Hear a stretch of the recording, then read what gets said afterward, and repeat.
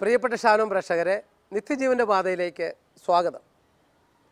കഴിഞ്ഞ ആഴ്ചയിൽ ഹല്ലേലൂയ ജോയ് എന്നറിയപ്പെടുന്ന സഹോദരൻ്റെ ജീവിതത്തിൽ കർത്താവ് ഇടപെട്ടതും കർത്താവിൻ്റെ സ്പർശനം ലഭിച്ച അദ്ദേഹത്തിന് ആ കർത്താവിൻ്റെ വിളിയോട് കാണിക്കാൻ സാധിച്ച പ്രത്യുത്തരം പല അനുഭവങ്ങളിലൂടെ നമ്മൾ കണ്ടു.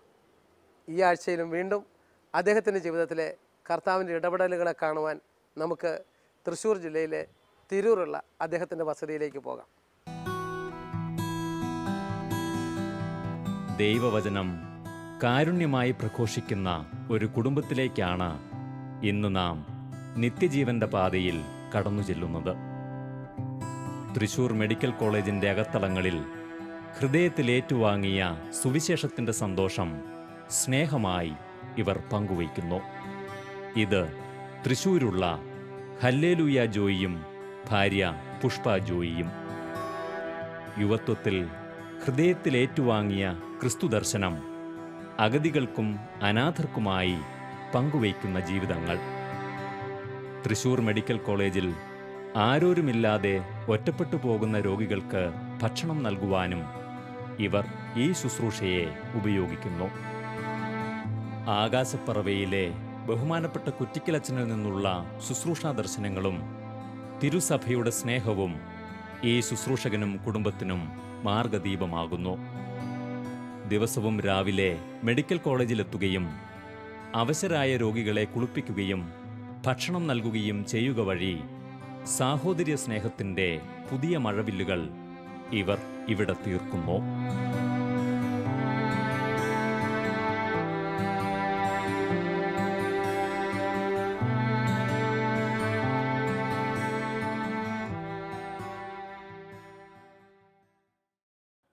ആ വണ്ടി വിറ്റിട്ട് പിന്നെ ഫുൾ ടൈം ശുശ്രൂഷയിലാണ്. അന്ന് ഫുൾ ടൈം ശുശ്രൂഷ തന്നെ. ഒന്ന് അപ്പസ്തോലന്മാരിലെ പരിശുദ്ധാത്മാവ് എന്ന് പറയുമ്പോൾ ധൈര്യപൂർവ്വം അവർ വചനം പ്രഘോഷിക്കാൻ തുടങ്ങിയെന്ന് പറഞ്ഞതുപോലെ ധൈര്യപൂർവ്വം പ്രഘോഷിക്കുവാനും പ്രവർത്തിക്കുവാനും എല്ലാ കാര്യങ്ങളിലും ഞാൻ പൂർണ്ണമായിട്ടും എല്ലാ ടൈമും കർത്താവിന് വേണ്ടി ശുശ്രൂഷ ചെയ്യുന്നെന്ന് എല്ലാവരോടും പറയാൻ തുടങ്ങി. മറ്റത് നമുക്കൊരു എല്ലാവരുടെ മുമ്പിൽ ഒരു മാനുഷിക രീതിയിൽ പെട്ടെന്ന് ആരാധത്തിൽ കടന്നു പോയിരുന്നു. ഇപ്പോൾ എന്ന് പറയുന്നത് ഫുള്ളായി ഇപ്പം എല്ലാവർക്കും അറിയാം. ജീവിത പങ്കാളിയൊക്കെ യോജിച്ചാ പിന്നീട് ജീവിത പങ്കാളി ഞാൻ അച്ഛൻ്റെ അടുത്തേക്ക്, കുറ്റിക്കിലച്ഛൻ്റെ അടുത്തേക്ക് ചെന്നായപ്പറ ഞാൻ ജീവിത പങ്കാളിയോട് പറഞ്ഞു, ഒരു നോഹയുടെ പെട്ടകം കർത്താവ് അവിടെ അച്ഛൻ പണിയുന്നുണ്ട്, ആ പെട്ടകം കാണാൻ വരുന്നോ? അത് മലയുടെ മുകളിലാണ് പണിയുന്നത്. ആ പെട്ടകത്തിൽ ഒത്തിരി കാര്യങ്ങൾ അറകളുണ്ട്, അത് കാണാൻ. അന്ന് നോഹം പണിതിനേക്കാൾ വലിയ പെട്ടകമാണെന്ന് പറഞ്ഞു. അപ്പോൾ പറയുന്നതിനിപ്പോൾ ശരിയാണോ എന്ന് അറിയാൻ വേണ്ടി ഒരു ദിവസം ഒരു വൺ ഡേ പ്രോഗ്രാം ചെന്നായപ്പറ ഉണ്ടായിരുന്നു. അതിന് വന്ന് അവിടുത്തെ ഒരു ഡാഡി എന്ന് ഞങ്ങൾ വിളിക്കപ്പെടുന്ന ഒരു കല്ലുംപുറം ജോസ് എന്ന് പറയുന്ന ഒരു സഹോദരൻ. ആ സഹോദരനോട് എൻ്റെ ജീവിതം ചോദിച്ച്, ഡാഡി ഇവിടെ അച്ഛൻ ഒരു പെട്ടകം പണിയുണ്ടെന്ന് പറയണമെന്ന് പറഞ്ഞു. ആവും മോളെ, ഒരു വലിയ പെട്ടക, അതെൻ്റെ മലയുടെ മുകളിലാണ്, അത് അങ്ങോട്ട് പോകണം, കുറച്ച് കഴിഞ്ഞാൽ അത് നമുക്ക് ധ്യാനം കഴിഞ്ഞിട്ട് നമുക്ക് പോകണം, അതിന് മുകൾക്ക് അങ്ങോട്ട് പോകണമെങ്കിൽ ഇവിടുത്തെ തപസ് കൂടണം. അങ്ങനെ ജീവിത പങ്കാളി തപസ് കൂടുകയാണ്. ആ തപസ്സിൽ കൂടെ വലിയൊരു മാറ്റം, എന്നേക്കാൾ അപ്പുറത്തേക്ക് ജീവിത പങ്കാളി കടന്നു വന്നു. പറഞ്ഞു വന്നാൽ അറിയാതെ, ആരോടും പറയാതെ തന്നെ അത് ആളുടെ കയ്യിലുണ്ടായിരുന്ന വളയും സ്വർണ്ണമെല്ലാം ആദ്യം തന്നെ ഉപേക്ഷിച്ചു. പിന്നെ ഒത്തിരി ആൾ ബ്യൂട്ടീഷ്യനായിരുന്നു. അപ്പോൾ അതൊക്കെയും ആൾ ഉപേക്ഷിച്ചു. ഇപ്പോഴും ആൾ ഉപേക്ഷിച്ചിട്ട് തന്നെയാണ് അന്നത് ഉപേക്ഷിച്ചത്. നമുക്കൊരു സഹായി കൂടെയായി. അപ്പോൾ എൻ്റെ കൂടെ ഒരു വലിയ, അതായത് ഒരു താങ്ങെന്ന് പറഞ്ഞാൽ അങ്ങേറ്റം താങ്ങിന് പറയാൻ പറ്റില്ല, അത്രമാത്രം എന്നെ ശുശ്രൂഷയിൽ എന്നെ താങ്ങുന്ന ഒരു. അപ്പോൾ കർത്താവ് പറഞ്ഞ ഒരു നിനക്ക് ചേർന്ന ഇണയെ തരും എന്ന് പറഞ്ഞതിൽ ഇവിടെ ഒരു പൂർത്തീകരണം വരാണ് ഇതുവരെ. ഇപ്പം എന്നെ ഇപ്പോൾ പ്രാർത്ഥിച്ചിട്ടാണ് ഇപ്പോൾ വിട്ടത്. ഇപ്പോൾ ജീവിത പങ്കാളി ഇപ്പോൾ ശുശ്രൂഷ ചെയ്തുകൊണ്ടിരിക്കുക. ഇപ്പം രണ്ടുപേരും ഒരേ ലെവലിലേക്ക് വന്നപ്പോൾ കുഞ്ഞുങ്ങളും പിന്നെയും വന്ന മക്കളും അങ്ങനെയൊക്കെ തന്നെ ആയിരിക്കും. മക്കൾക്കും വളരെയധികം സന്തോഷമാണ്. കാരണം ഈ മെഡിക്കൽ കോളേജിൽ നിന്ന് ഡിസ്ചാർജ് ചെയ്ത് പോകുന്ന അപ്പന്മാർക്കും അമ്മമാരും ഞങ്ങൾ കൊണ്ടാക്കുന്ന ആശ്രമങ്ങളിൽ വിളിച്ചു നോക്കുമ്പോൾ, ചോദിച്ചേട്ടാ ഒരു ആഴ്ച കഴിഞ്ഞിട്ട് കൊണ്ടുവന്നാൽ മതി, ഇവിടെ ഫുള്ളാണ്, ഇവിടെ ഡിസ്ചാർജ് ചെയ്ത് കഴിഞ്ഞു, അങ്ങനെ ഞങ്ങൾ വീട്ടിലേക്ക് കൊണ്ടുവരും. ഈ വീട്ടിൽ കൊണ്ടുവന്നു കഴിഞ്ഞാൽ ഈ മക്കൾക്ക് ഭയങ്കര സന്തോഷമാണ്. ഞങ്ങളുടെ അപ്പനും അമ്മയുണ്ട്, അതോടൊപ്പം തന്നെ ഇവരും ഇവരെ എന്നിട്ട് ഒരാഴ്ച കഴിയുമ്പോൾ ഈ അപ്പാപ്പനും അമ്മാവന്മാരെയും അതാത് ആശ്രമത്തിൽ കൊണ്ടാക്കുമ്പോൾ ഇവർ അമ്മച്ചി അപ്പച്ച ഈ അപ്പാപ്പനെ കൊണ്ടുപോകണ്ട, ഈ അമ്മച്ചി ഈ അമ്മാമ്മ കൊണ്ടുപോകണ്ട, അമ്മച്ചി അമ്മാമ്മ കൊണ്ടുപോകണ്ട. അപ്പം അത്രയും അവർ ഇതിലും ഇൻവോൾവ്ഡാണ്. ആദ്യകാലങ്ങളിൽ ഞാനും ജോയിച്ചേട്ടനും കൂടി ആത്മീയ ശുശ്രൂഷയ്ക്ക് ഇറങ്ങി പുറപ്പെട്ടപ്പോൾ ഞങ്ങൾ ആദ്യം തന്നെ പ്രഭാതത്തിലെ പരിശുദ്ധ കുർബാനയിലേക്ക്, പ്രഭാത പ്രാർത്ഥന കഴിഞ്ഞാൽ ജോയിച്ചേട്ടനും ഞാനും മക്കളും ഒരുമിച്ച് പരിശുദ്ധ കുർബാനയിലേക്കാണ് ആദ്യം കടന്നു ചെല്ലുക. കാരണം പരിശുദ്ധ കുർബാനയിൽ നിന്ന് കുർബാന സ്വീകരിച്ചുകൊണ്ട് ആ ശക്തി സ്വീകരിച്ചിട്ടാണ് ഞങ്ങൾ ഭവനത്തിലേക്ക് കടന്നു വരികയും തുടർന്ന് പ്രഭാതത്തിൽ തന്നെ ജോയിച്ചേട്ടൻ ഹോസ്പിറ്റലിലേക്ക് കടന്നു പോകും. ഞാൻ മക്കളെ സ്കൂളിലേക്ക് പറഞ്ഞയച്ചതിന് ശേഷം വീട്ടിലെ കാര്യങ്ങളെല്ലാം ചെയ്ത് ഒരു 9 മണി 10 മണിയോട് കൂടി തന്നെ 10 മണിക്കുള്ളിൽ തന്നെ ഡോക്ടേഴ്സ് റൗണ്ട്സിനത്തിനേക്കാൾ മുൻപ് തന്നെ ഞാനും അവിടെ ഹോസ്പിറ്റലിൽ ഓടിയെത്തും. തുടർന്ന് സ്ത്രീകളുടെ വാർഡിലും പുരുഷന്മാരുടെ വാർഡിൽ നിന്ന് വ്യത്യാസം കൂടാതെ ഒത്തിരി പേര് മലമൂത്ര വിസർജനത്തിൽ ഒരു ഗ്ലാസ് വെള്ളത്തിന് അല്ലെങ്കിൽ ഒരു ഗ്ലാസ് ചുടുചായയ്ക്ക് വേണ്ടി വിഷമിച്ച് അല്ലെങ്കിൽ ഞങ്ങളെ കാത്തു നിൽക്കുന്ന ഒരു സാഹചര്യമായിരുന്നു ആ കാലഘട്ടങ്ങളിൽ. ഞങ്ങൾ ഓടിച്ചെന്ന് അത്രയും, അതായത് ഓടിച്ചെന്ന വഴിക്ക് തന്നെ ജോയിച്ചേട്ടൻ ചായ വയ്ക്കാൻ തുടങ്ങും. ഞാൻ തുണികളെല്ലാം എടുത്ത് ഇവരെ കുളിപ്പിക്കാനും അതുപോലെ ഇവരെ തുടച്ച് വൃത്തിയാക്കാനും ഒത്തിരി ബെഡ്ഷുകളുള്ള അല്ലെങ്കിൽ ഒത്തിരി ഹെഡ് ഇഞ്ചറി ആയിട്ട് ഒരു ഓർമ്മയും ഇല്ലാതെ കിടക്കുന്ന ഒത്തിരി രോഗിയുണ്ട്. അവർ ട്യൂബിൽ കൂടിയൊക്കെ വേണം ചായ ഒഴിച്ചു കൊടുക്കാനായിട്ട്. ഇവരെ തുടച്ച് ഡോക്ടേഴ്സ് റൗണ്ട്സിന് ഇതിനേക്കാൾ മുമ്പ് തന്നെ സ്വന്തം അപ്പനെയും അമ്മയും അല്ലെങ്കിൽ സഹോദരങ്ങളെ നോക്കുന്നത് പോലെ തന്നെ ഒരു അറപ്പും വെറുപ്പും കൂടാതെ ഗ്ലൗസ് ഇടാതെയാണ് ഞങ്ങൾ ഇവരെ ശുശ്രൂഷിക്കാറ്. ഈ ഗ്ലൗസ് ഇടാതെ എന്ന് പറയുമ്പോൾ എനിക്ക് ഭയങ്കര അറപ്പുള്ള ഒരു വ്യക്തിയായിരുന്നു. അതുപോലെ തന്നെ ഇതിനോട് താല്പര്യം തീരില്ല എന്ന ഒരു കാലഘട്ടം എനിക്കുണ്ടായിരുന്നു. പക്ഷേ ഒത്തിരി ജോയിച്ചേട്ടൻ്റെ പ്രാർത്ഥന വഴിയാണ് ഞാൻ ഈ അനുഭവത്തിലേക്ക് കടന്നു വന്നത്. ഞങ്ങൾ പലാവർത്തി തൃശ്ശൂരുള്ള പുത്തമ്പള്ളിയിലെ ദീപികാരുണ്യ ആരാധനയിൽ പോയി ഓരോ ആഴ്ചയിലുള്ള വേദനകൾ അല്ലെങ്കിൽ സഹനങ്ങൾ, ദുഃഖങ്ങൾ, ഞങ്ങൾക്കുണ്ടാകുന്ന ശുശ്രൂഷയിലുണ്ടാകുന്ന സന്തോഷങ്ങളൊക്കെ ഞങ്ങൾ പങ്കുവയ്ക്കാറുണ്ട്. ആ ദീപികാരുണ്യത്തിൽ നിന്ന് കടന്നു വരുന്ന ഊർജം ഉപയോഗിച്ചിട്ടാണ് ഇന്ന് മടുപ്പ് കൂടാതെ ശുശ്രൂഷ ചെയ്യാൻ കർത്താവ് ഞങ്ങളെ വഴിയൊരുക്കുന്നത്. ആ കാലഘട്ടങ്ങളിലും ഞങ്ങൾ രാവിലത്തെ ഭക്ഷണവും ഉച്ചയിലത്തെ ഭക്ഷണമൊക്കെ ഞങ്ങൾ രോഗികൾക്ക് കൊടുക്കാറുണ്ട്. പിന്നെ ഒരു കാലഘട്ടം വന്നിട്ട് നോക്കിയപ്പോൾ ഞങ്ങളത് നിർത്തി. പിന്നെ ഇപ്പോൾ വീണ്ടും പ്രഭാതത്തിലെ പുലർക്കാലെ 2 മണിക്ക് എഴുന്നേൽക്കും. ഇന്ന് നമുക്കറിയാം 2 മക്കളുള്ള വീട്ടിൽ തന്നെ പുലർക്കാലെ ഒരു 6:30 കുർബാനയ്ക്ക് പോകാൻ പറയുമ്പോൾ ബുദ്ധിമുട്ടാണ്. അല്ലെങ്കിൽ പല കാര്യങ്ങൾ കൊണ്ട് നമ്മൾ കുടുംബിനികൾ അല്ലെങ്കിൽ ഭാര്യമാർ അല്ലെങ്കിൽ അമ്മമാർക്ക് 2 മക്കളുണ്ട്, അവർ കോളേജിൽ പോകുന്നു, സ്കൂളിൽ പോകുന്നു, അല്ലെങ്കിൽ പഠിക്കുന്ന കുട്ടികളാണ്, പറ്റില്ല എന്ന് പറയുന്നത്, ആത്മീയ ശുശ്രൂഷയ്ക്ക് വരാൻ പറ്റില്ല എന്ന് പറയുന്ന സാഹചര്യങ്ങളുണ്ട്. പക്ഷേ ഇന്ന് എൻ്റെ ജീവിതത്തിൽ ഞാൻ എൻ്റെ മക്കളോടും അതുപോലെ തന്നെ ഞാൻ അറിയുന്ന വ്യക്തികളോടും എൻ്റെ സഹോദരങ്ങളോടൊക്കെ ഞാൻ പറയുന്നത്, ജീവിക്കുന്നെങ്കിൽ അത് കർത്താവിന് വേണ്ടി ജീവിക്കണം. മരിച്ചിട്ടൊരിക്കലും കർത്താവിന് വേണ്ടി ജീവിക്കാൻ പറ്റില്ല, നന്മ ചെയ്യാൻ പറ്റില്ല. ജീവിച്ചിരിക്കുമ്പോൾ തന്നെയാണ് നമുക്ക് കർത്താവിന് വേണ്ടി നന്മ ചെയ്യാൻ പറ്റുള്ളൂ. നമ്മൾ ഒരുപാട് പാപികളായിരിക്കെ തന്നെ കർത്താവിന് വേണ്ടി നന്മ ചെയ്ത് കർത്താവിൻ്റെ സഹായത്തോടെ കർത്താവിനെ ശുശ്രൂഷിക്കാൻ കിട്ടുന്നതാണ് ജീവിതത്തിലെ ഏറ്റവും വലിയ ഭാഗ്യവും ഏറ്റവും വലിയ സമ്പാദ്യവും ഏറ്റവും വലിയ. ഇന്ന് മനുഷ്യൻ ഈ ലോകത്തിൻ്റെ ആർഭാടങ്ങളോടും ആഡംബരങ്ങളോടും ആർത്തി കാണിച്ച് മുന്നോട്ട് പോകുമ്പോൾ നമ്മുടെ ജീവിതത്തിൽ നമുക്ക് നിത്യജീവനാണ് പ്രാധാന്യം, അല്ലെങ്കിൽ നിത്യജീവന് വേണ്ടിയിട്ട് ഉപവസിക്കാനും പ്രാർത്ഥിക്കാനും തയ്യാറാത്ത ഒരു സമൂഹത്തിലാണ് ഞാനും നിങ്ങളായിരിക്കുന്നത്. അപ്പോൾ ഈ സാഹചര്യത്തിൽ നിന്നുകൊണ്ട് തന്നെ നിത്യജീവന് വേണ്ടിയിട്ടും നമ്മുടെ ജീവിതം കൊണ്ട് അത് കാണിച്ചു കൊടുക്കാനായിട്ട് ഇന്ന് ഞങ്ങൾക്ക് ഈ ശുശ്രൂഷ വഴി സാധിക്കുന്നു. അതുമാത്രമല്ല, ഓരോ രോഗികളുടെ അരികിലേക്ക് കടന്നു ചെല്ലുമ്പോൾ, ഒരു മകള് കടന്നു ചെല്ലുമ്പോൾ എന്തെന്ന് വന്നില്ലല്ലോ, അല്ലെങ്കിൽ എന്ത് ഇത്ര നേരം വൈകിയേ, ആ ചോദ്യങ്ങൾ അപ്പോൾ തന്നെ അവർ ഡിസ്ചാർജ് ചെയ്ത് കടന്നു പോകുമ്പോഴേ ചിലപ്പോൾ തലയിൽ കൈ വെച്ച് അനുഗ്രഹിക്കും, അല്ലെങ്കിൽ കൈ പിടിച്ച് മുത്തും. എന്ത് പറയും, ഒത്തിരി നന്ദിയുണ്ട്, ദൈവം നിങ്ങളെ അനുഗ്രഹിക്കട്ടെ. ചിലർ പറയുന്നത് നിങ്ങളുടെ കർത്താവായ യേശു നിങ്ങളെ അനുഗ്രഹിക്കട്ടെ. അപ്പം ഞങ്ങളോട് ചോദിക്കും, നിങ്ങൾക്കൊരു പ്രതിഫലമില്ലാതെ നിങ്ങൾ എങ്ങനെയാണ് ഈ ശുശ്രൂഷ ചെയ്യുന്നത്? അപ്പം ഞങ്ങൾ പറയുന്നത്, അതായത് യേശു ക്രിസ്തുവിനുള്ള സ്നേഹത്തെ പ്രതിയാണ് ഈ ശുശ്രൂഷ ചെയ്യുന്നത്. നിങ്ങൾക്ക് ജോലിയുണ്ടോ, ശമ്പളം ഉണ്ടോ എന്നൊക്കെ ഞാൻ പറയും, ഒത്തിരി ശമ്പളം ഉണ്ട്. അപ്പോൾ അത് എത്ര ശമ്പളം, അത് എത്ര വേണമെങ്കിൽ നമുക്ക് എഴുതിയെടുക്കാം. കാരണം നമ്മുടെ അപ്പൻ്റെ കയ്യിൽ, നമ്മുടെ സ്വർഗീയ പിതാവിൻ്റെ ഇഷ്ടം പോലെ സമ്പത്താണ്. അപ്പോൾ അതുകൊണ്ട് നമുക്ക് ഇഷ്ടമുള്ളത് എഴുതിയെടുക്കാം. അങ്ങനെയാണ്. അപ്പോൾ അവർക്കൊക്കെ അത് കാരണം നമുക്ക് കുറച്ച് സമയം കിട്ടിയ TV കാണുന്നു, നമ്മുടേതായിട്ടുള്ള പേഴ്സണലായിട്ട് സ്വന്തമായിട്ടുള്ള കാര്യങ്ങൾക്ക് വേണ്ടി നമ്മൾ സമയം വിനിയോഗിക്കുമ്പോൾ സമയമില്ലാതിരിക്കുന്ന സാഹചര്യത്തിൽ, അതായത് ഭാര്യയും ഭർത്താവും 93 വയസ്സായ അമ്മയും, എനിക്ക് 7 മക്കളാണ്. ഇവരുടെ എല്ലാ കാര്യങ്ങളും ചെയ്തുകൊണ്ടിരിക്കെ തന്നെ കൂടുതൽ തൃഷ്ണതയോടെ തെരുവിലും അതുപോലെ തന്നെ മെഡിക്കൽ കോളേജിലും ആരുമില്ലാത്ത രോഗികളുടെ ഇടയിലേക്ക് ഓടിച്ചെല്ലാനാണ് തൃഷ്ണത. മക്കൾ ചിലപ്പോൾ പറയുന്നത്, അമ്മച്ചിക്ക് ഞങ്ങളുടെ കൂടെ വരാനല്ല താല്പര്യം, അമ്മച്ചിക്ക് രോഗികളുടെ ഇടയിലേക്ക് കടന്നു ചെല്ലാനും പ്രാർത്ഥിക്കാൻ പോകാനാണ് അമ്മച്ചിക്ക് താല്പര്യം. പലപ്പോഴും ഇവർ അങ്ങനെ പറയാറുണ്ട്. എങ്കിലും അവർ പറയും, അമ്മച്ചി ചെയ്യുന്ന ഈ ശുശ്രൂഷ അല്ലെങ്കിൽ അമ്മച്ചി ഇങ്ങനെ ചെയ്യുന്നത് അത് എൻ്റെ കൂട്ടുകാരികൾ, എൻ്റെ മകൾ പറയുന്നത്, എൻ്റെ കൂട്ടുകാരികൾ പറയും, നിൻ്റെ അമ്മച്ചി ഇത്രയും കാര്യങ്ങൾ ചെയ്യുന്നില്ലേ, അതിൻ്റെ ദൈവാനുഗ്രഹമാണ് നിനക്ക് പഠിക്കാനുള്ള ബുദ്ധി, അല്ലെങ്കിൽ നിനക്ക് കോളേജിൽ സീറ്റ് കിട്ടിയത്. ഇതൊക്കെ അങ്ങനെ ഇത് കുട്ടികളോട് ഇവൾ ഷെയർ ചെയ്യുമ്പോൾ, മകൾ ഷെയർ ചെയ്യുമ്പോൾ പറയുന്ന ഒരവസ്ഥ. അതുപോലെ ഓരോ ആത്മീയ പ്രവർത്തനത്തിലും ജോയിച്ചേട്ടൻ്റെ ഒത്തിരി പ്രോത്സാഹനം. ഇപ്പോൾ എന്ത് സാധനം ആരും ഇല്ലയെന്ന് പറഞ്ഞിട്ട് കടന്നു വന്നാലും അത് നമ്മുടെ വീട്ടിൽ നിന്ന് എടുത്തു കൊടുക്കുമ്പോൾ, അല്ലെങ്കിൽ നമ്മുടെ കയ്യിൽ നിന്ന് എടുത്തു കൊടുക്കുമ്പോൾ അതെന്തിനാ കൊടുത്തതെന്ന് ചോദിക്കില്ലേ, അങ്ങനെ അത്രയും പ്രോത്സാഹനം. അതുപോലെ എവിടേക്ക് പോകണമെങ്കിലും ഒരുമിച്ച്, നീ വരുന്നു എന്ന് ചോദിച്ചാൽ ഒരുമിച്ച്. പിന്നെ രാത്രിയുടെ നമ്മളിപ്പോൾ തെരുവിൽ നിന്നൊക്കെ മക്കളെ കിട്ടിയ കഴിഞ്ഞാൽ ആശ്രമത്തിൽ കൊണ്ടാക്കുന്നുണ്ടെന്ന് വെച്ചെങ്കിൽ, ഈ ആശ്രമത്തിൽ കൊണ്ടാക്കാൻ പോകുമ്പോൾ ഇവിടെ വീട്ടിൽ കുഞ്ഞുമക്കളാണ്. അപ്പോൾ ഇവർ മുതിർന്നവർ അവർക്ക് ഭക്ഷണം കൊടുക്കും, അവരുടെ കാര്യങ്ങളൊക്കെ അവരെ പഠിപ്പിക്കും. ഞാനും ചോദിച്ചു, ചിലപ്പോൾ സ്ത്രീകളായിരിക്കും കിട്ടുക. അപ്പോൾ ആ സ്ത്രീകളെ കിട്ടുമ്പോൾ ആശ്രമങ്ങളിൽ കൊണ്ടാക്കാനായിട്ട് ഞാൻ കൂടെ പോകും. പിന്നെ ഈ ശുശ്രൂഷകളിലൊക്കെ എങ്ങനെയാണ് നമുക്ക് സാമ്പത്തിക കാര്യങ്ങളൊക്കെ നടക്കണമല്ലോ, അതെങ്ങനെ സംഭവിക്കുന്നു പറയാമോ? സാമ്പത്തിക കാര്യം എന്ന് പറയുമ്പോൾ എന്നെ വീക്ഷിക്കുന്ന ഒത്തിരി വ്യക്തികളുണ്ട്. അത് പിന്നീട് ഈ സാമ്പത്തികമായി ഇപ്പം നമ്മളെ സഹായിക്കുന്ന വ്യക്തികൾ തന്നെ തുറന്നു പറഞ്ഞിട്ടുണ്ട്. ഒരു സഞ്ചി തോളത്തിട്ടിട്ട് ഒരു താടി വെച്ച് ചെരുപ്പിടാതെ ഒരു വ്യക്തി നിരന്തരം ഇവിടെ വന്ന് പ്രാർത്ഥിക്കുക. പുത്തമ്പള്ളിയിൽ വരെ, പുത്തമ്പള്ളിയിൽ എന്ന് പറഞ്ഞാൽ പല വ്യക്തികളും വരുന്ന വ്യക്തികളാണ്, പലവരും വരുന്നതാണ് പ്രാർത്ഥിക്കാൻ, ഇഷ്ടംപോലെ ദൈവമക്കൾ വരുന്നതാണ്. അതിലൊരു പ്രത്യേകമായിട്ട് ഒരു വ്യക്തി, ഒരു വ്യത്യസ്തമായിട്ടുള്ള വ്യക്തി ഇങ്ങനെ ഒരു താടി വെച്ചിട്ട് തല ഇങ്ങനെ തല ഇങ്ങനെ ഒരു പ്രത്യേകമായി വെട്ടിയിട്ട് കാലിൽ ചെരുപ്പിടില്ല, ഇങ്ങനെ ഒരു സാധാരണ ഒരു വ്യക്തി. അപ്പോൾ ഇദ്ദേഹത്തിന് അപ്പോൾ ഈ ഓരോരുത്തരും ശ്രദ്ധിക്കാൻ തുടങ്ങി.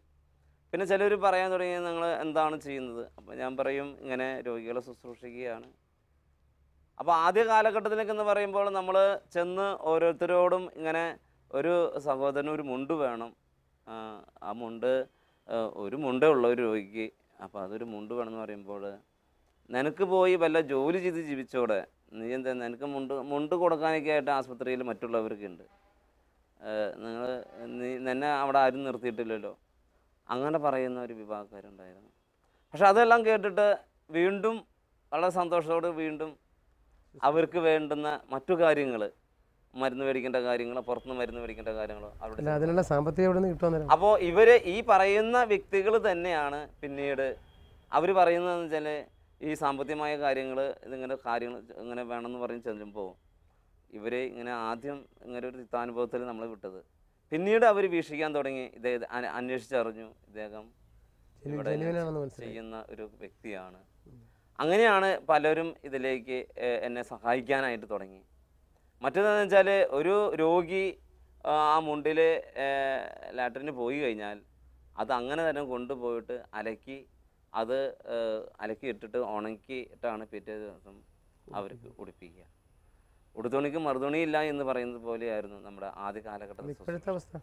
ഇപ്പോഴതെന്ന് പറഞ്ഞാൽ, ഇപ്പോൾ ഈ ശുശ്രൂഷയെ കുറിച്ചിട്ട് അനേക മക്കൾ, ഇപ്പോൾ കരിസ്മാറ്റിക്കിൽ കൂടെ ഒത്തിരി വചനം കേട്ട് അനുഭവസ്ഥരായ ഒത്തിരി വ്യക്തികൾ ഈ ശുശ്രൂഷ മേഖല അതിപ്രധാനപ്പെട്ടതാണെന്ന് മനസ്സിലാക്കിക്കൊണ്ട് തന്നെ അനേക വ്യക്തികൾ, അനേക സഹോദരങ്ങൾ, അനേക സഹോദരികൾ, അതുപോലെ തന്നെ നമ്മുടെ ഈ ശുശ്രൂഷ കണ്ടുകൊണ്ട് തന്നെ മെഡിക്കൽ കോളേജിലെ സിസ്റ്റേഴ്സ്, നഴ്സുമാരെ നമ്മളെ സഹായിക്കുന്നുണ്ട്. കാരണം അവരെ കണ്ണിൽ കാണുകയാണിത്. അതുപോലെ തന്നെ നമ്മൾ ഈ ശുശ്രൂഷ കഴിയുമ്പോൾ ഈ രോഗികളെ നമ്മൾക്ക് ഏതെങ്കിലും ആശ്രമത്തിൽ കൊണ്ടാക്കുന്ന സമയത്താണെങ്കിൽ നമ്മൾ എവിടെയെങ്കിലും ചെന്ന് പറയുകയാണ്, സഹോദര നമുക്കൊരു വ്യക്തിയെ ഒരു ആശ്രമത്തിൽ കൊണ്ടാക്കണം, അതിൽ ഇന്ധനമില്ല, അതിൽ പെട്രോളില്ല എന്ന് പറയുമ്പോൾ അവർ പറയും, പൂമൊഴിക്ക് ഇതിൽ ഫുള്ളായിട്ട് പെട്രോൾ അടിക്കും. അപ്പോൾ അങ്ങനെ ഇപ്പോൾ ഓരോ കാര്യങ്ങളും, ഇപ്പോൾ നമുക്കൊരു ഹല്ലേലൂയ എന്ന് എഴുതിയിട്ട് ഒരു ആംബുലൻസ് ഉണ്ട്. അപ്പോൾ നമ്മുടെ ശുശ്രൂഷയുടെ ഭാഗമായിട്ടാണ് ഇവർ, നമുക്ക് കുറച്ച് പേര് സഹോദരങ്ങൾ, വളരെ ആത്മാർത്ഥമായിട്ട് ഒത്തിരി സഹോദരങ്ങളാണ് നമുക്കത് തന്നത്. ഇപ്പോൾ ഈ വരുന്ന ജനുവരിയിലേക്ക്, 2015 ജനുവരിയിലേക്ക് അത് 4 വർഷമാവും നമുക്ക് വണ്ടി കിട്ടുക. അതിന് മുമ്പ് നമുക്കൊരു ജീപ്പ് ഉണ്ടായിരുന്നു. ആ ജീപ്പ് ഇതുപോലെ തന്നെ ഒത്തിരി സഹോദരങ്ങൾ നമ്മൾ ശുശ്രൂഷയ്ക്ക് വേണ്ടി സ്പോൺസർ ചെയ്തതാണ്. അപ്പോൾ അങ്ങനെയാണ് ഈ ശുശ്രൂഷ. ഈ സാമ്പത്തികമായ കാര്യങ്ങളിൽ ഇപ്പോഴെന്ന് വെച്ചാൽ നമ്മുടെ തക്ക സമയത്ത് കർത്താവ് പറയില്ലേ, നമ്മൾ ആ ശുശ്രൂഷയിൽ എന്താണ് പോരായ്മ എന്ന് പറഞ്ഞാൽ ആ തക്ക സമയത്ത് ഒന്നുമല്ല ഫോൺ വിളിക്കും, അല്ലെങ്കിൽ ഏതെങ്കിലും സഹോദരങ്ങൾ നമ്മളെ വീട്ടിലേക്ക് വരും. ഇതുപോലെ തന്നെ ഈ ശുശ്രൂഷയുടെ മേഖലയിൽ കൂടെ കടന്നു പോകുമെന്ന് പറഞ്ഞാൽ, വീട്ടിൽ ഒരു ദിവസം തീരെ അരിയില്ലാത്ത സമയം എന്ന് പറയുമ്പോൾ ആകെ ഒരു നാഴി അരിയുണ്ട്. ഞാനാണെങ്കിൽ ശുശ്രൂഷയ്ക്ക് പോയിരിക്കുക. ഈ നാഴിയരി ഇട്ടിട്ട് വേണം അപ്പനും അമ്മയ്ക്കും, അന്ന് 2 കുഞ്ഞു മക്കളാണ്, ഈ മക്കൾക്ക് ഇട്ട് കൊടുത്തത് ആ നാഴിയരി കൊണ്ട്. അപ്പോഴാണ് ഒരു സഹോദരി സഞ്ജീവായിട്ട് വീട്ടിലേക്ക് വരുന്നത്. എൻ്റെ ജീവിത പങ്കാളിയോട് പറഞ്ഞു, സഹോദരി ഇന്ന് അരിയില്ല. അപ്പോൾ അവിടെ ഉണ്ടായിരുന്ന അടുപ്പത്ത് വെള്ളം വെച്ചിട്ടാണ് ഈ അരി ഇടാനായിട്ട് നിൽക്കുന്ന സമയത്താണ് ഈ സഹോദരി വന്നത്. അപ്പോൾ ഈ ഒരു സഹോദരിക്ക് അത് കൊടുത്തു. അങ്ങനെ ഞാൻ അറിയുന്നില്ല, ഞാൻ പുറത്ത് പോയി ശുശ്രൂഷ, രാത്രി ഒരു 7 മണിയായി ഈ കാര്യം നടക്കുമ്പോൾ. അങ്ങനെ ഞാൻ ഈ പുത്തമ്പള്ളിയിൽ നിന്ന് പ്രാർത്ഥന കഴിഞ്ഞ് പുത്തമ്പള്ളിയുടെ കോമ്പൗണ്ടിൽ നിന്ന് ഇറങ്ങുന്ന സമയത്ത് ഒരു ഔസേപ്പ് എന്ന് പറഞ്ഞൊരു അപ്പച്ചൻ എന്നെ വിളിച്ചിട്ട് പറഞ്ഞു, ജോയ് ഇങ്ങോട്ട് വാ, നീ ഒരു തുണ്ട് ഒരു വെള്ളക്കടലാസ് തരാൻ പറഞ്ഞു. വെള്ളക്കടലാസ് കൊടുത്തു, പേന കൊടുത്തു. അതിൽ എഴുതി 25 കിലോ അരി ഇപ്പോൾ തന്നെ നീ പോയി എൻ്റെ വീടിൻ്റെ അടുത്ത് ഒരു കടയുണ്ട്, അവിടെ പോയി മേടിക്കാൻ. ഞാൻ പറഞ്ഞു, അത് അല്ലെങ്കിൽ ഇപ്പോൾ തന്നെ നീ പോയി വാങ്ങിക്കണം, അല്ലെങ്കിൽ വേണ്ട ഞാൻ തന്നെ കൂടെ വരാമെന്ന് പറഞ്ഞിട്ട് അപ്പച്ചൻ തന്നെ ഒരു ഓട്ടോറിക്ഷ വിളിച്ച് എന്നെ കൂട്ടി കൊണ്ടുപോയി ഈ ജോയിക്ക് ഒരു 25 കിലോ അരി അവിടുത്തെ ഒരു ചാക്കിലാക്കി തന്നു. ഞാനിത് താങ്ങി പിടിച്ച് ബസ് സ്റ്റാൻഡിലേക്ക് താങ്ങി പിടിച്ച് കൊണ്ടുപോയി ഞാൻ വീട്ടിലെത്തുമ്പോൾ ഒരു 8:30-9 മണിയായി. വീട്ടിൽ ചോറ് വെച്ചിട്ടില്ല. ഞാൻ ചെല്ലുന്നത് തന്നെ ഒരു ഓട്ടോറിക്ഷയിലാണ്. അവൾ വീടിൻ്റെ അടുത്തുനിന്ന് ഒരു ഓട്ടോറിക്ഷ വിളിച്ച് 25 കിലോ താങ്ങി പിടിച്ച് കൊണ്ടുപോകാൻ പറ്റില്ല, നേരെ വൈകി. അവ ചെല്ലുന്ന സമയത്ത് ഞാൻ ഈ സഞ്ചിയിൽ ഈ അരി കൊണ്ടുപോയിക്കുന്ന സമയം അപ്പോഴാണ് ജീവിത പങ്കാളി പറഞ്ഞ് ഇങ്ങനെ ഒരു സംഭവം ഇവിടെ ഉണ്ടായി.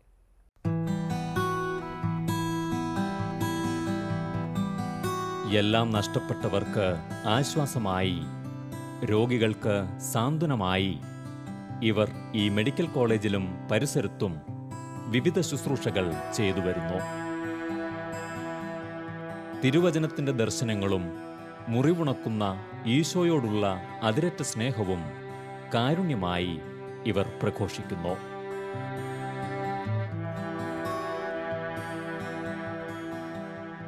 കുടുംബ പ്രാർത്ഥനയുടെ കരുത്തും സ്നേഹവും ഈ കുടുംബത്തിന് വിശുദ്ധി നൽകുന്നു. കർത്താവ് ദാനമായി നൽകിയ 7 മക്കളോടൊപ്പം ഓരോ ശുശ്രൂഷകളിൽ ഇവർ വ്യാപരിക്കുന്നു.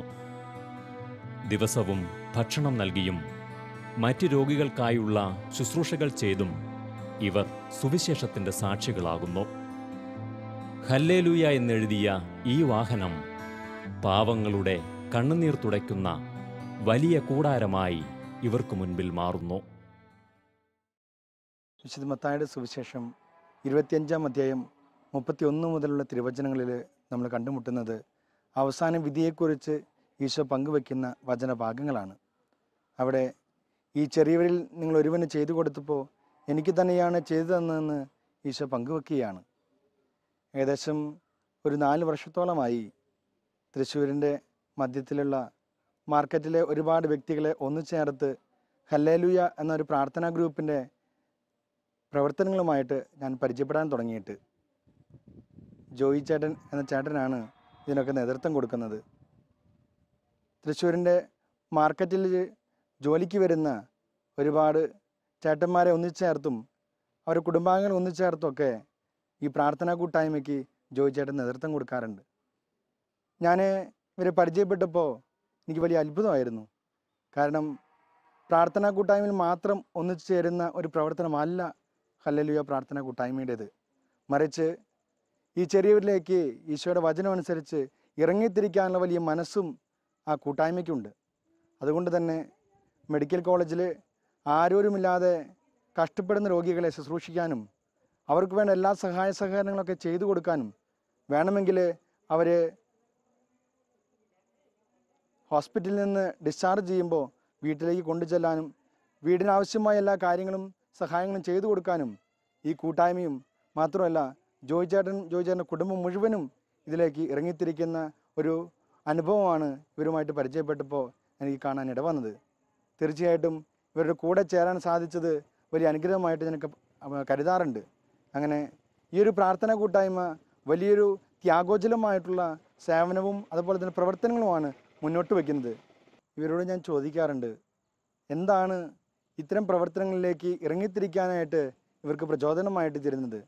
ഇവർ പങ്കുവയ്ക്കുന്ന ഏക കാര്യം വിശുദ്ധ കുർബാനയിൽ പങ്കുചേർന്ന് അതിൽ നിന്ന് ലഭിക്കുന്ന ഊർജ്ജമാണ് ഈ പ്രവർത്തനങ്ങൾക്കൊക്കെ ഇറങ്ങിത്തിരിക്കാനായിട്ട് ഇവരെ സഹായിക്കുന്നതെന്നാണ് ഇവർ എന്നോട് പങ്കുവയ്ക്കാറുള്ളത്. എനിക്കും അത് വളരെയേറെ ബോധ്യപ്പെട്ടിട്ടുണ്ട്. വിശുദ്ധ കുർബാനയിൽ പങ്കുചേർന്നുകൊണ്ട് ഈശോയുടെ മക്കളിലേക്ക് ഇറങ്ങിച്ചെന്നുകൊണ്ട് അവർക്ക് ഈശോയെ പകർന്നു കൊടുക്കാനായിട്ട് സേവന പ്രവർത്തനങ്ങളും അതോടൊപ്പം തന്നെ വൈകിട്ടുള്ള പ്രാർത്ഥനാ കൂട്ടായ്മകളൊക്കെ ഇവരെ ഏറെ സഹായകരമാക്കാറുണ്ട്. ഇത് തിരുസഭയിലെ ആത്മായ പ്രേക്ഷിതത്തിന് ഏറ്റവും വലിയ മാതൃകയും പ്രചോദനവുമാണ്.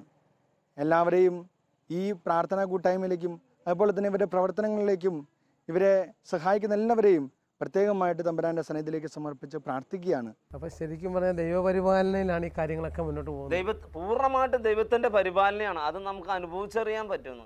അപ്പോൾ അതിൻ്റെ ഒരു ആനന്ദവും അതിൻ്റെ ഒരു സമാധാനവും കുടുംബം മുഴുവൻ അനുഭവിക്കുന്നു. വാസ്തവത്തിൽ ഞങ്ങൾ പല വ്യക്തികളെയും കണ്ടുമുട്ടിയെങ്കിലും ഈ ഹല്ലേലൂയ ജോയ് എന്ന് പറയുന്ന ആളിൽ കർത്താവ് എങ്ങനെയാണ് തൻ്റെ പരിപാലനയുടെ സ്നേഹം നൽകുന്നത് കണ്ടു. വാസ്തവത്തിലെ അത്തിവൃക്ഷം പൂത്തില്ലെങ്കിലും വലിയ കായ്കൾ വിളഞ്ഞില്ലെങ്കിലും മുന്തിരി ഫലം പുറപ്പെടുവിച്ചില്ലെങ്കിലും ആട്ടിൻപറ്റ മാലയിൽ അറ്റുപോയാലും കന്നുകാലികൾ തൊഴുത്തിൽ ഇല്ലാതായാലും ഞാൻ എൻ്റെ കർത്താവിൽ ആനന്ദിക്കുമെന്ന് പറഞ്ഞ ആ ഹബക്കൂക്കിൻ്റെ തനി അനുഭവത്തിലൂടെ കടന്നു പോകാൻ കർത്താവ് കൃപ തന്നു. ഏറെ സന്തോഷമുണ്ട്. ഞങ്ങളോട് ഇത്രയും സമയം ജീവിതത്തിലെ പല അനുഭവങ്ങളും മറ്റുള്ളവരിലേക്ക് എങ്ങനെയാണ് ദൈവത്തിൻ്റെ സ്നേഹം കാരുണ്യമായി ഒഴുകുന്നതെന്ന് ജോയിയുടെ അനുഭവങ്ങൾ തീർച്ചയായിട്ടും ഷാലോം പ്രേക്ഷകർക്ക് ഒത്തിരി അനുഗ്രഹമായി. ഇതിൽ ഇത്രയും നേരം സഹകരിച്ചതിന് പ്രത്യേകമായിട്ട് നന്ദി. തിരുവചനം ഹൃദയത്തിൽ ഏറ്റുവാങ്ങിയ ജീവിതങ്ങളെ ദൈവം എപ്രകാരം തൻ്റെ കാരുണ്യത്തിൻ്റെ കിരണങ്ങൾ പകരാൻ ഉപയോഗിക്കുന്നു എന്ന് നാം ഈ ജീവിതങ്ങളെ പരിചയപ്പെടുമ്പോൾ മനസ്സിലാക്കുന്നു. തിരുവചനം സ്നേഹമായി പ്രഘോഷിക്കുന്ന ജീവിതങ്ങൾക്ക് പ്രണാമം. ശിഷ്യനായ യേശു വിളിക്കുന്നു, സാക്ഷിയായി നിന്നെ വിളിക്കുന്നു. കലപ്പയിൽ കൈവച്ചു പിന്തിരിഞ്ഞിടാതെ യേശുവിൻ സാക്ഷിയായി നീ നീങ്ങണം. ശിഷ്യനായ യേശു വിളിക്കുന്നു, സാക്ഷിയായി നിന്നെ